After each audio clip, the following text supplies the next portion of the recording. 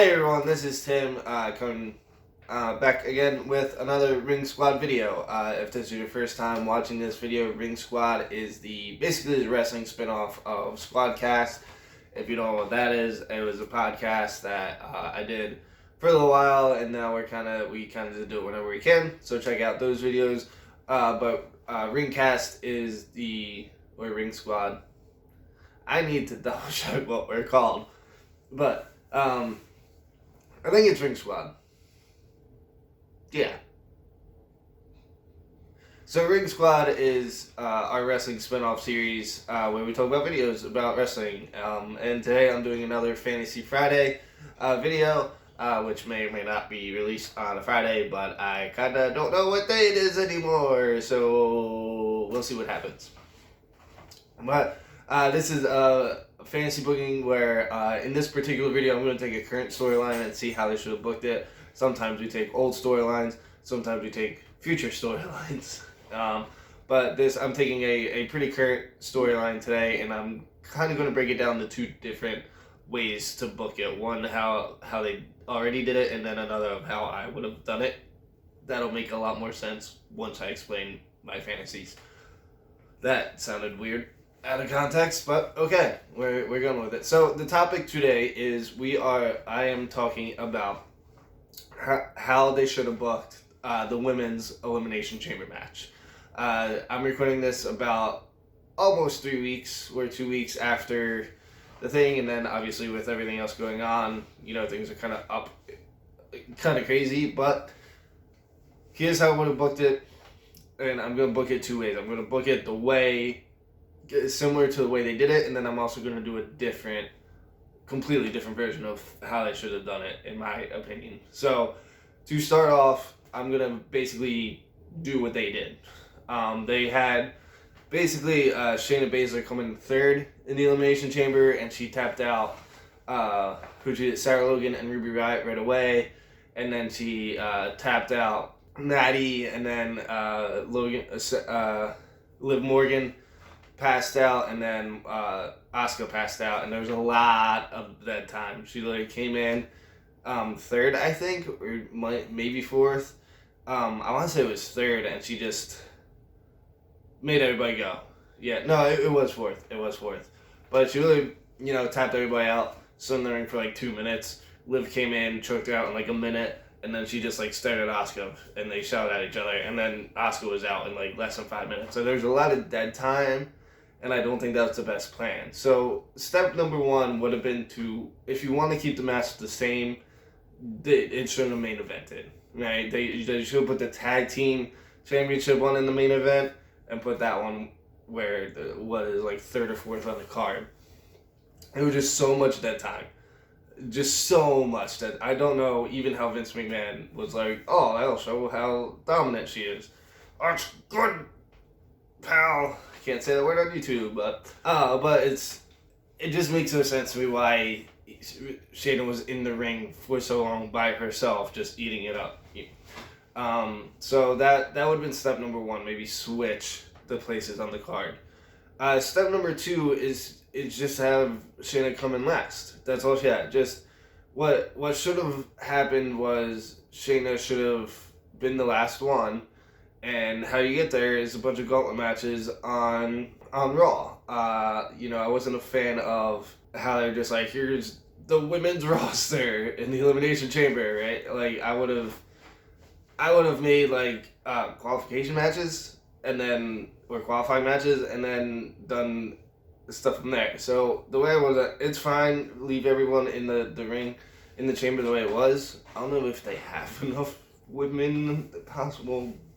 That's a whole other issue. But I would just done or even if they just said, here's everybody in the Elimination Chamber, do gauntlet match, or do a gauntlet match, or beat the clock challenge. Do a beat the clock challenge, and say whoever gets the lowest time comes in last, and have Liv Morgan and Sarah Logan actually prove themselves, because Asuka's already proved herself. Natty's, like established as a seasoned vet, so like she doesn't really need to prove herself again. Where she is where she is. But just prove like Liv Morgan just came back. It wasn't the best return, but have like maybe Natty start off the beat the clock challenge, and have like like a 5 minute match. I know it's not great with the women's revolution and stuff, but it's a beat the clock challenge. You want to do it as quick as possible. She has like a 5 minute match, and then Asuka has like a 4:50 match. She like just sneaks in, because of the injured wrist. And then you have Sarah Logan go next, and she wins, and she wins in like 3 minutes, and she wins pretty handily, and give her credit. And then Liv Morgan also does that. She wins in like 2 minutes. And she looks good doing it. It's not just a fluke win, and that gives them a little more credit in the Elimination Chamber. So you're just like, oh, they're just thrown in and they haven't done anything. Like Sarah Logan's highlights are from main event. Like you gotta add more to that. So have that, and have Liv Morgan's time be like literally, like I said, like 2 minutes, and then have Shayna Baszler just do what she did in the Elimination Chamber, except in a beat the clock challenge. She does her 3 moves, that little over the shoulder power bomb thingy, whatever it's called, and then a knee to the face, and then choke her out, and have her win in like 45 seconds. So that establishes how dominant she is. Don't wait until the Elimination Chamber and just have like 3 to 4 minutes of dead time in between the chamber, like in between people coming out. Establish how dominant she is first. And then that also helps others establish. If Liv Morgan's winning a 2 minute match, then you're like, oh, okay, I guess he's pretty good then. And then in the chamber, have Shayna come out last and have nobody eliminated. Nobody eliminates anyone. It's all very close. It's all like they're hitting each other. There's teases with the Riot Squad reuniting. There's close pinfalls. There's close everything. I kind of forgot Ruby Riot was in the Elimination Chamber. Ooh. But anyway, have everyone near falls, double teams, breaking up pins.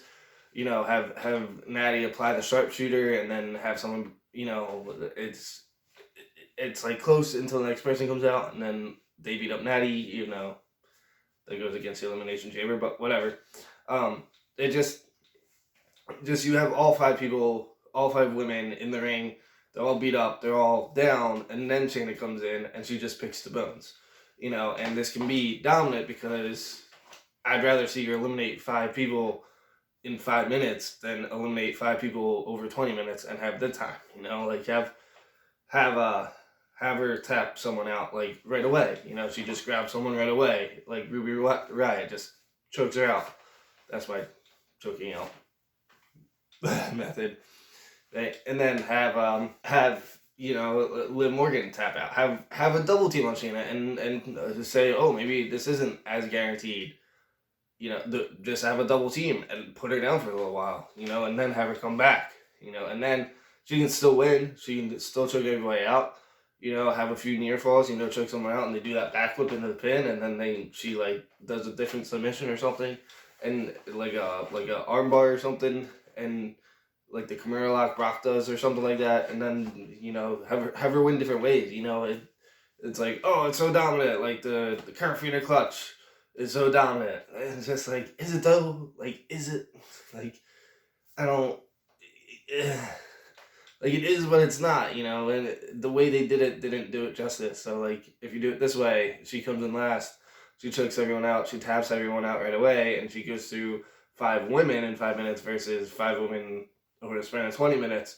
It's kind of like, oh, okay, this is for real. So that's why I would have done it the way they did it. Same women, same result. Just like I said, the beat the clock challenge to give credit to the other competitors, and also have Shayna come in last, and that's how to prove how dominant she was. But the second way I would have done it is, it sounds mean, I would have taken half those women out and replaced them with SmackDown. Charlotte's challenging for NXT. If she made her decision before the Elimination Chamber, which I think she did, I think she made it like 2 or 3 weeks, before the Elimination Chamber, have qualification matches on both Raw and SmackDown. If Charlotte's the Rumble winner and I'm going to NXT, why not have 3 women from Raw and 3 women from SmackDown? And not to go against anybody, but Ruby Riot's not credible. She hasn't done anything. She's been out for so long, and then all of a sudden she's in the Elimination Chamber, and that was her first match back. I think she has great potential, but that this isn't how you prove it. Sarah Logan, we already established her highlights were from main event.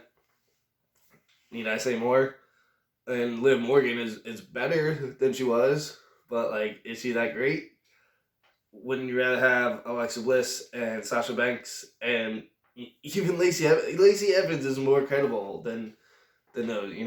Have them in the Elimination Chamber, and then that way we don't know who's winning. With Shayna in the Raw one, where we were all like, well, yeah, Shayna's winning. But if you throw SmackDown in and you throw established stars in and do basically the same way I just booked it, have Shayna come in last and dominate everyone, then you're like, oh, she dominated established stars. And I would have put in Sasha Banks, because then there's tension, like, oh, if she wins, will she choose Bayley?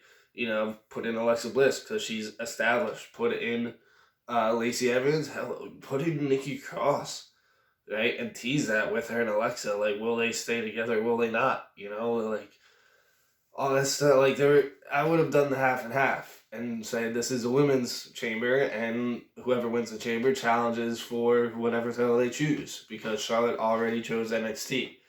And I would have said that, and then I would, like I said, would have booked it the same, done a beat the clock challenge and have them do quicker and quicker, and then Shayna wins in a quick amount of time. And I think that opens up. If you only do it on Raw, you only have so many women. If you only do it on SmackDown, you only have so many women. If you split it up, if you have 3 beat the clock challenges on one brand, 3 on the other, then you have more women to fight, I guess, if that makes sense. And then you have that tension of what's going on with who's going to pick. Like, if it's Raw and SmackDown, and even if Shayna won, right, then maybe after the fact, she can bite Becky in the neck. She kind of did that super randomly. Maybe the Monday after, she's like, oh, I choose you. Bite. It kind of... It was just a predictable... It was a very predictable result, which is fine. But you just gotta execute it to make it not so predictable, or make it so there's still drama. And I think that's where they really dropped the ball, is that we all knew Shayna Baszler was winning, but like, even during the match, I was just like, this is boring. I remember watching it, and I'm just like, I know she's gonna win. Why are you dragging it out longer than it needs to? Just it would have been more dominant if she put established stars to sleep or tapped them out, and it would have been more dominant if she came out last. It's I just think they really messed up there, and that's how I would have done it. If I was booking for WWE, I would have said put 3 Raw and 3 SmackDown women in, right? Have beat the clock challenge matches. Have Shayna win her beat the clock challenge in less than a minute. It could be 30 seconds. It could be 45. It could be in less than a minute. She's the last one in. She dominates everyone, and they are established stars that get dominated. If I see Sasha Banks get, dominated, if I see Alexa Bliss get dominated, then it's a little more believable that, like, oh, maybe Shayna's the real deal versus Sarah Logan and Ruby Riott and then Morgan, and even Natty. But, it can't be perfect. So it's just, that's how I would have booked it. So let me know what you think, how you would have booked it. Do you agree with the decision, how they did it? Would you have done something differently? How would you book basically Shayna versus Becky at WrestleMania? Or would you book Shayna versus Bayley at WrestleMania? Would you book, how would you have booked the Women's Elimination Chamber match? This is my question for you. So please please comment. More videos will be out of the way because I have time now, so I'm hoping to get more videos out, do more things. I have one more fantasy booking in mind, and then I'll try to think of some others and possibly do some reviews. But I did think about doing reviews, and it's kind of awkward to review shows in front of nobody. So there might be an AEW video out. I actually just watched that episode earlier today, so there might be an AEW video out tomorrow, just because it was a pretty interesting episode. And there might be other stuff available later on.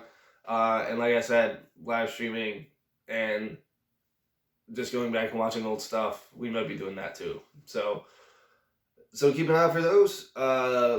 give this video a like, share with your friends, especially wrestling fans. Share with, subscribe. Check out the other videos we got going on. We have Squadcast, which is the podcast videos. We have other stuff going on. So yeah, give us a like, give us a share, ring that bell, and stay with Ring Squad. I've been Tim, and I'll talk to you guys soon. Bye.